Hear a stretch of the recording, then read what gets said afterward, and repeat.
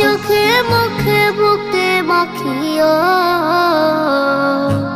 এমন পবিত্র মাটি, এমন পবিত্র মাটি আমার নবীর রওজায়।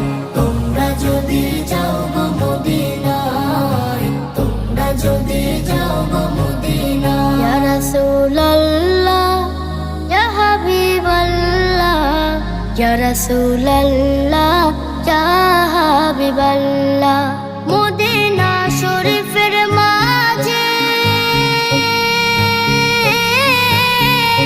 বেহেশতের বাগান আছে, সেই বাগানে শুয়ে আছেন, সেই বাগানে শুয়ে আছেন প্যারা নবী মুস্তাফায়।